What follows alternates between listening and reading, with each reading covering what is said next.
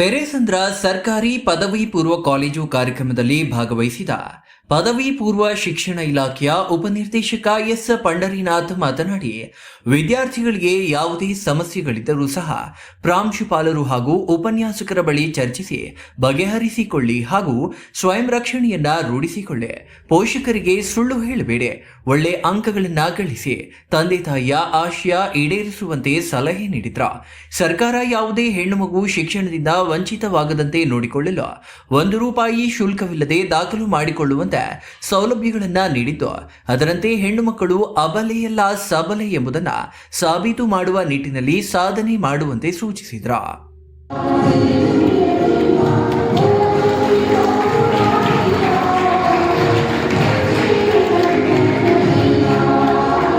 ಚಿಕ್ಕಬಳ್ಳಾಪುರ ತಾಲೂಕಿನ ಪೆರೇಸಂದ್ರ ಕ್ರಾಸ್ನ ನಂಜುಂಡೇಶ್ವರ ಕಲ್ಯಾಣ ಮಂಟಪದಲ್ಲಿ ಪೆರೇಸಂದ್ರ ಸರ್ಕಾರಿ ಪದವಿ ಪೂರ್ವ ಕಾಲೇಜು ಹಾಗೂ ಆದರ್ಶ ಪದವಿ ಪೂರ್ವ ಕಾಲೇಜು ಬೀಜಗಾನಹಳ್ಳಿ ಇವರ ಸಂಯುಕ್ತಾಶ್ರಯದಲ್ಲಿ ನಡೆದ 2026-27ನೇ ಶೈಕ್ಷಣಿಕ ಸಾಲಿನ ಕ್ರೀಡಾ ಸಾಂಸ್ಕೃತಿಕ ಚಟುವಟಿಕೆಗಳ ಉದ್ಘಾಟನೆ, ಪ್ರಥಮ ವರ್ಷದ ವಿದ್ಯಾರ್ಥಿಗಳಿಗೆ ಸ್ವಾಗತ ಹಾಗೂ 2025-26ನೇ ಸಾಲಿನ ವಿದ್ಯಾರ್ಥಿಗಳಿಗೆ ಪ್ರತಿಭಾ ಪುರಸ್ಕಾರ ಕಾರ್ಯಕ್ರಮ ಉದ್ದೇಶಿಸಿ ಮಾತನಾಡಿದರು.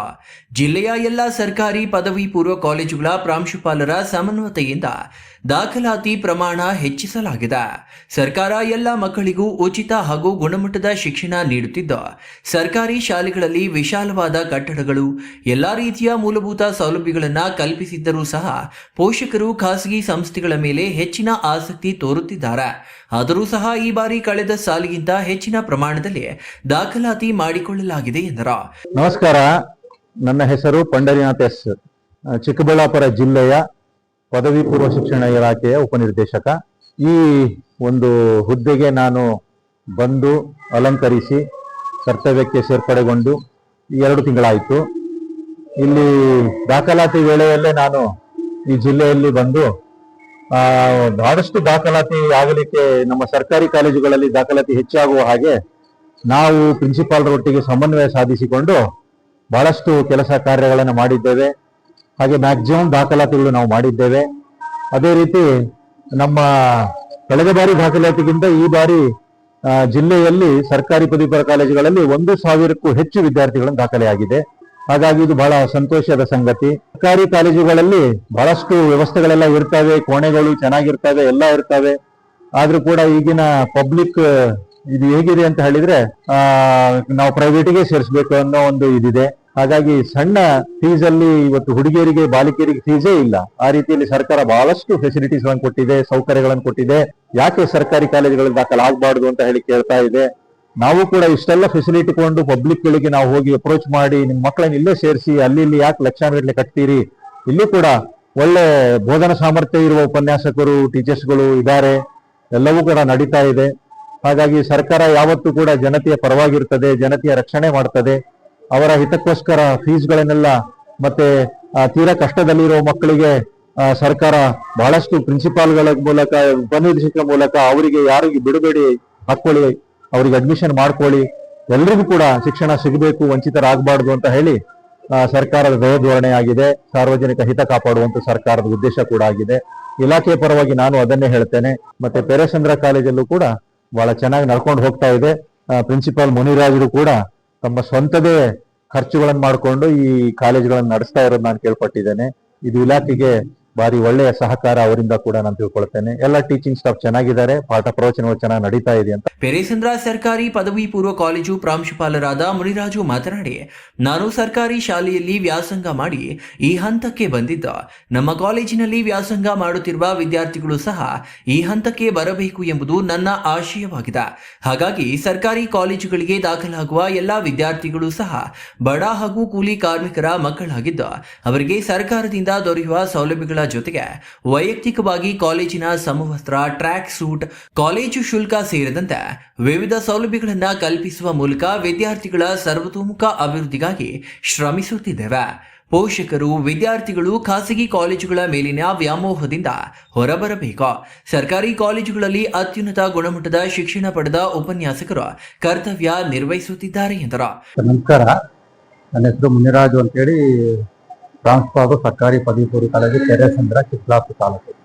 ಇವತ್ತಿನ ದಿನ 2026-27ನೇ ಸಾಲಿನ ಪ್ರಥಮ PUC ವಿದ್ಯಾರ್ಥಿಗಳಿಗೆ ಸ್ವಾಗತ ಸಮಾರಂಭ, ಕ್ರೀಡಾ ಮತ್ತು ಸಾಂಸ್ಕೃತಿಕ ಚಟುವಟಿಕೆಗಳ ಉದ್ಘಾಟನಾ ಸಮಾರಂಭ ಹಾಗೂ ಕಳೆದ ವರ್ಷ ದ್ವಿತೀಯ PUCಯಲ್ಲಿ ಅತ್ಯುನ್ನತ ಶ್ರೇಣಿಯಲ್ಲಿ ಉತ್ತೀರ್ಣರಾಗಿರ್ತಕ್ಕಂಥ ವಿದ್ಯಾರ್ಥಿಗಳಿಗೆ ಪ್ರತಿಭಾ ಪುರಸ್ಕಾರ ಕಾರ್ಯಕ್ರಮವನ್ನು ಹಮ್ಮಿಕೊಂಡಿದ್ದೇವೆ. ಈ ಒಂದು ಕಾರ್ಯಕ್ರಮದಲ್ಲಿ ಸುಮಾರು 9 ವಿದ್ಯಾರ್ಥಿಗಳು ಅತ್ಯುನ್ನತ ಶ್ರೇಣಿಯಲ್ಲಿ ಉತ್ತೀರ್ಣರಾಗಿದ್ದು ಅವರಿಗೂ ಸಹ ಪ್ರತಿಭಾ ಪುರಸ್ಕಾರವನ್ನು ಮಾಡ್ತಾ ಇದ್ದೀವಿ. ನಮ್ಮ ಕಾಲೇಜಲ್ಲಿ ಈ ವರ್ಷ ಪ್ರಥಮ PUCಯಲ್ಲಿ 97 ವಿದ್ಯಾರ್ಥಿಗಳು, ಸೆಕೆಂಡ್ PUCಯಲ್ಲಿ 57 ವಿದ್ಯಾರ್ಥಿಗಳು ಆರ್ಟ್ಸ್, ಸೈನ್ಸ್, ಕಾಮರ್ಸ್ ಇಂದ ಅಡ್ಮಿಷನ್ ಆಗಿದ್ದು ಅವರಿಗೆಲ್ಲರಿಗೂ ಸಹ ಪ್ರಥಮ PUC ವಿದ್ಯಾರ್ಥಿಗಳು ಸ್ವಾಗತ ಸಮಾರಂಭವನ್ನ ಇಟ್ಕೊಂಡಿದ್ರು. ಈ ಒಂದು ಸ್ವಾಗತ ಸಮಾರಂಭದಲ್ಲಿ ನನಗೆ ಬಹಳ ಖುಷಿ ಆಗ್ತಕ್ಕಂಥ ಒಂದು ಸನ್ನಿವೇಶ ಏನಪ್ಪಾ ಅಂದ್ರೆ, ನಮ್ಮಲ್ಲಿ ಬರ್ತಕ್ಕಂಥ ಮಕ್ಕಳೆಲ್ಲ ಬಡ ಮಕ್ಕಳು, SC ಮಕ್ಕಳು ಆಗಿರೋದ್ರಿಂದ ಅವರಿಗೆ ಕೆಲವು ಮಕ್ಕಳು ಫೀಸನ್ನ ಕಟ್ಟಿರೋದಿಲ್ಲ. ಆ ಫೀಸನ್ನು ನಾವೇ ಕಟ್ಟಿದ್ದೀವಿ. ಮತ್ತೆ ಅವ್ರಿಗೆ ಉಚಿತವಾದಂತ ಸಮವಸ್ತ್ರವನ್ನು ಕೊಟ್ಟಿದ್ದೇವೆ, ಉಚಿತವಾಗಿ ಶಾಶ್ವತವನ್ನು ಕೊಟ್ಟಿದ್ದೇವೆ. ಹಾಗಾಗಿ ಎಲ್ಲಾ ಅನುಕೂಲ ಮಾಡಿಕೊಟ್ಟು ಒಳ್ಳೆ ವಿದ್ಯಾಭ್ಯಾಸ ಕಲಿಯುವಂತೇಳಿ ಅವರಿಗೆ ಉತ್ತೇಜನವನ್ನು ಕೊಡ್ತಾ ಇದ್ದೀವಿ. ಖಾಸಗಿ ಕಾಲೇಜುಗಳು ಸಹ ಒಳ್ಳೆ ಕಾರ್ಯಕ್ರಮಗಳನ್ನ ಮಾಡ್ತಾರೆ. ಆದ್ರೆ ನನಗೇನಪ್ಪಾ, ನಮ್ಮ ಮಕ್ಕಳು ಯಾವುದಕ್ಕಿಂತ ಕಡಿಮೆ ಇಲ್ಲ, ನಮ್ಮ ಸರ್ಕಾರಿ ಕಾಲೇಜು ಯಾವುದಕ್ಕಿಂತ ಕಡಿಮೆ ಇಲ್ಲ ಅಂತ ಹೇಳ್ಬಿಟ್ಟು ಏನು ಖರ್ಚು ವೆಚ್ಚಗಳಾಗುತ್ತೆ ಆ ಖರ್ಚು ವೆಚ್ಚಗಳನ್ನ ನನ್ನ ಸಂಬಳದಲ್ಲಿ ಸ್ವಲ್ಪ ಹಾಕೊಂಡು ಈ ಕಾರ್ಯಕ್ರಮಗಳನ್ನ ಮಾಡ್ತಾ ಬರ್ತಾ ಇದ್ದೀನಿ. ನನ್ನ ಉದ್ದೇಶ ಒಂದೇ, ನಾನು ಸರ್ಕಾರಿ ಶಾಲೆಯಲ್ಲಿ ಓದಿರ್ತಕ್ಕಂಥ ವ್ಯಕ್ತಿಯಾಗಿ ಈ ಒಂದು ಸ್ಥಾನಕ್ಕೆ ಇವತ್ತು ಬಂದಿದ್ದೇನೆ. ಹಾಗಾಗಿ ಸರ್ಕಾರಿ ಮಕ್ಕಳಿಗೆ ಅನುಕೂಲ ಆಗ್ಬೇಕು, ಬಡ ಮಕ್ಕಳಿಗೆ ಅನುಕೂಲ ಆಗ್ಬೇಕು ಅಂತ ಹೇಳಿ ನನ್ನ ಸಂಬಳದಲ್ಲಿ ಸ್ವಲ್ಪ ಸಂಬಳವನ್ನ ಅವರ ಮಕ್ಕಳಿಗೋಸ್ಕರ ನಾನು ತ್ಯಾಗ ಮಾಡ್ಕೊಂಡು ಖರ್ಚು ಮಾಡ್ಕೊಂಡು ಬರ್ತಾ ಇದ್ದೀನಿ. ಎಲ್ಲಾ ಮಕ್ಕಳು ಸರ್ಕಾರಿ ಶಾಲೆಯಲ್ಲಿ ಸೇರ್ಬೇಕು. ಇವತ್ತು ನೋಡಿ, ಸರ್ಕಾರಿ ಶಾಲೆಗಳಲ್ಲಿ ಕಾಲೇಜುಗಳಲ್ಲಿ ಇರ್ತಕ್ಕಂಥ ಲೆಕ್ಚರರ್ಸ್ CET ಬರೆದು ಒಳ್ಳೆ ಕ್ವಾಲಿಫಿಕೇಶನ್ ಪಡ್ಕೊಂಡು ಕ್ವಾಲಿಫೈ ಆಗಿ ಬರ್ತಾರೆ. ಅಂತ ರಿಸೋರ್ಸ್ ಪರ್ಸನ್ಸ್ ನಮ್ಮಲ್ಲಿ, ಒಳ್ಳೆ ರಿಸೋರ್ಸ್ಫುಲ್ ಲೆಕ್ಚರರ್ಸ್ ನಮ್ಮಲ್ಲಿ ಇದ್ದಾರೆ. ಆದ್ರೆ ಅದನ್ನ ಪೇರೆಂಟ್ಸ್ ಅರ್ಥ ಮಾಡ್ಕೋಬೇಕು, ಮಕ್ಕಳು ಅರ್ಥ ಮಾಡ್ಕೋಬೇಕು. ಈಗಿನ ಪೇರೆಂಟ್ಸ್ ಮೈಂಡ್ ಸೆಟ್ ಏನಾಗಿದೆ ಅಂದ್ರೆ, ಪ್ರೈವೇಟ್ಗೆ ಹೋಗ್ಬಿಟ್ರೆ ಒಳ್ಳೆ ಶಿಕ್ಷಣ ಸಿಗುತ್ತೆ ಅನ್ನುವಂಥದ್ದು ಮೈಂಡ್ ಸೆಟ್ ಬಂದ್ಬಿಟ್ಟಿದ್ದಾರೆ. ಅವರ ಮನಸ್ಥಿತಿ ಬದಲಾವಣೆ ಆಗ್ಬೇಕು.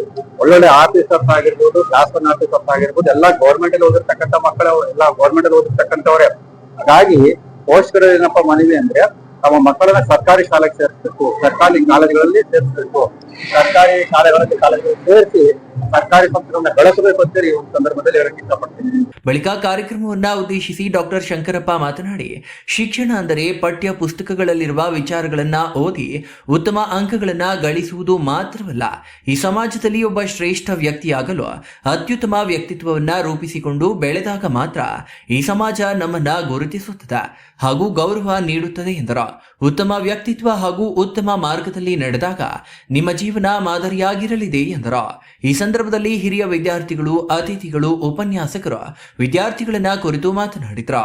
ಕಳೆದ ಶೈಕ್ಷಣಿಕ ಸಾಲಿನಲ್ಲಿ ಅತ್ಯುತ್ತಮ ಅಂಕ ಗಳಿಸಿದ ಪ್ರತಿಭಾವಂತ ವಿದ್ಯಾರ್ಥಿಗಳಿಗೆ ಪ್ರಾಂಶುಪಾಲರು ವೈಯಕ್ತಿಕವಾಗಿ ನಗದು ಬಹುಮಾನ ನೀಡಿ ಸನ್ಮಾನಿಸಿದರು.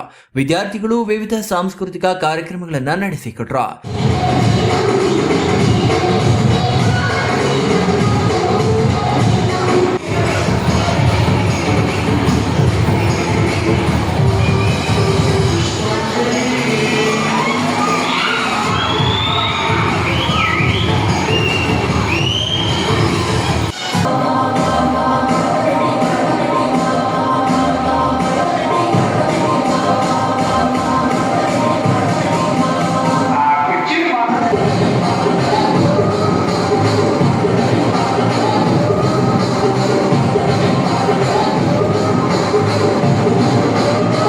ಬಳಿಕ ಸರ್ಕಾರಿ ಪ್ರೌಢಶಾಲೆಯ ಮುಖ್ಯ ಶಿಕ್ಷಕ ನರಸಿಂಹರೆಡ್ಡಿ ಮಾತನಾಡಿ, ಒಂದು ಅಕ್ಷರವನ್ನು ಕಲಿಸಿದಾತ ಗುರುವಿಗೆ ಸಮಾನ ಎಂಬ ಭಾವನೆ ನಮ್ಮಲ್ಲಿ ಇರಬೇಕು. ನಮ್ಮ ಜೀವನದಲ್ಲಿ ಯಾರಿಂದ ಒಂದು ಅಕ್ಷರವನ್ನ ಕಲಿತಿರುತ್ತೇವೋ ಅವರನ್ನು ಕೂಡ ಗೌರವಿಸಬೇಕು ಹಾಗೂ ಸದಾ ಅವರನ್ನ ನೆನೆಯಬೇಕು ಎಂದರು. ಒಂದೊಂದು ಅಂಕವೂ ಸಹ ಅತಿ ಮುಖ್ಯವಾಗಿದ್ದು, ಒಂದು ಅಂಕದಿಂದ ನೌಕರಿಯಿಂದ ವಂಚಿತರಾದಾಗ ಓದಿನ ಮಹತ್ವ ತಿಳಿಯಲಿದೆ ಎಂದರು. ಈ ಸಂದರ್ಭದಲ್ಲಿ ಕಾಲೇಜಿನ ಹಿರಿಯ ವಿದ್ಯಾರ್ಥಿಗಳು ತಮ್ಮ ಅನಿಸಿಕೆಗಳನ್ನ ವ್ಯಕ್ತಪಡಿಸಿದ್ದಾರೆ. ಕಾಲೇಜಿನಲ್ಲಿ ಅತ್ಯುತ್ತಮ ಬೋಧಕ ವರ್ಗವಿದ್ದು, ಯಾವುದೇ ಖಾಸಗಿ ಕಾಲೇಜುಗಳಿಗೂ ಕಡಿಮೆ ಇಲ್ಲದಂತ ಮೂಲಭೂತ ಸೌಲಭ್ಯಗಳು, ಗುಣಮಟ್ಟದ ಶಿಕ್ಷಣ ಹಾಗೂ ಸ್ಪರ್ಧಾತ್ಮಕ ಪರೀಕ್ಷೆಗಳನ್ನ ಎದುರಿಸಲು ಬೇಕಾದ ಮನೋಧೈರ್ಯವನ್ನ ವೃದ್ಧಿಸುವ ಕೆಲಸ ಮಾಡುತ್ತಿದ್ದು, ಸಾಂಸ್ಕೃತಿಕ ಚಟುವಟಿಕೆಗಳು ಹಾಗೂ ಕ್ರೀಡಾ ಚಟುವಟಿಕೆಗಳಿಗೆ ಪ್ರೋತ್ಸಾಹ ಸಿಗುತ್ತಿದೆ ಎಂದರು. 100% ಫಲಿತಾಂಶ ಪಡೆದ ವಿಷಯವಾರು ಉಪನ್ಯಾಸಕರಿಗೆ ಸನ್ಮಾನ, ಕಳೆದ ಸಾಲಿನಲ್ಲಿ ಕಾಲೇಜಿನಲ್ಲಿ ವಿವಿಧ ವಿಷಯಗಳಲ್ಲಿ 100% ಫಲಿತಾಂಶ ತರುವಲ್ಲಿ ಶ್ರಮಿಸಿದ ಉಪನ್ಯಾಸಕರನ್ನ ಸನ್ಮಾನಿಸಲಾಯಿತು. ಇದೇ ವೇಳೆ ಕಳೆದ ಸಾಲಿನಲ್ಲಿ ಅತ್ಯುತ್ತಮ ಅಂಕಗಳನ್ನು ಗಳಿಸಿದ ವಿದ್ಯಾರ್ಥಿಗಳಿಗೆ ಪ್ರತಿಭಾ ಪುರಸ್ಕಾರ ಹಾಗೂ ಸನ್ಮಾನ ಮಾಡಿ ಗೌರವಿಸಲಾಯಿತು. ಇತ್ತೀಚೆಗೆ ನಡೆದ ಜಿಲ್ಲಾ ಉಪನ್ಯಾಸಕರ ಸಂಘದ ಚುನಾವಣೆಯಲ್ಲಿ ಅಧ್ಯಕ್ಷರಾಗಿ ಆಯ್ಕೆಯಾದ ಡಾಕ್ಟರ್ ಶಂಕರಪ್ಪ ಅವರನ್ನ ಸನ್ಮಾನಿಸಲಾಯಿತು.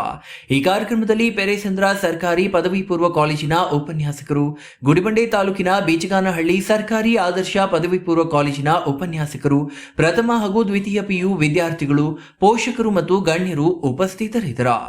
Jangalahalli Ashwath, power news 1, Chikkaballapur.